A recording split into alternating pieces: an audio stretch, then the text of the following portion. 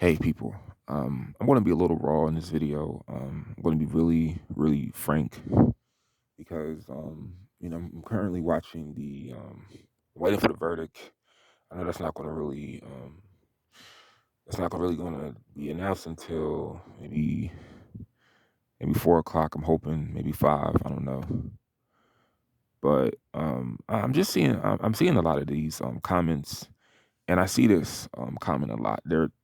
They're talking about Kyle Rittenhouse. They're saying how what was a child doing there to begin with? Why was he violating curfew? Why wasn't he home playing video games?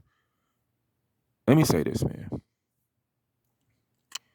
If you were at a protest last year or a march or a peaceful protest, or whatever the hell you want to call it, ask yourself this question.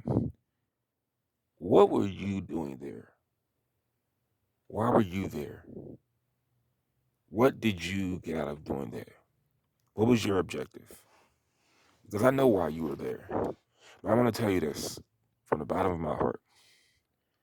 Everybody who participated in a march last year, a protest in the honor of George Floyd and Ahmaud Arbery and Breonna Taylor, and the list goes on. Anyone that was killed by police, you have done nothing at all.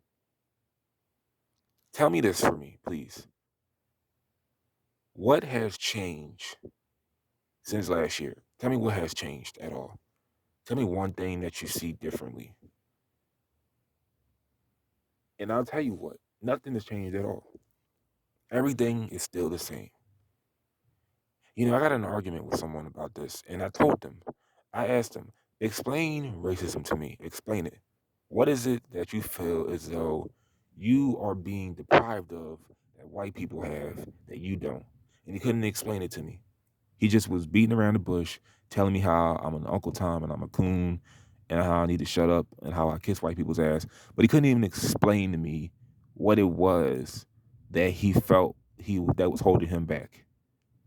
But I understand because I used to think the same way. But I could never really explain what it was that was holding me back. Sometimes it really hurts to just admit that it's you that's holding you back.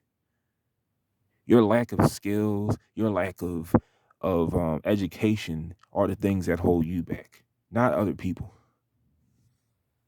But you people who participated in those marches last year have done nothing at all. I understand, people do it out of fear, people do it out of popularity, people want to be seen, but this is very dangerous stuff to play with because when you enable people and you give them the entitlement of certain rights and privileges, and you tell them how, we need to make up for all the past transgressions that our people have done to you, that's very dangerous because this right here is going to probably get a lot worse the more we enable this kind of stuff. Now, once again, people say how what was he doing in Kenosha when he's just a kid? I seen babies, marching in the street with signs, you know, at night too. Yeah, yeah. You have kids there at night. They're with their parents. But what are they doing at night at a protest? Shouldn't they be in bed? I'll now tell you this: what he was doing there. He was trying to protect the neighborhood, the community. You know what happens when people burn down neighborhoods in protests and riots? That gives people the incentive to move and leave. And you know what happens after that? The property value of the area goes down. So that could possibly mean, oh, now it's going to become a ghetto pretty soon because no one that actually gives a damn about shit wants to live here. So You know, people usually move, and that's when neighborhoods become the ghetto. Because it's happened to two of the neighborhoods that I lived in.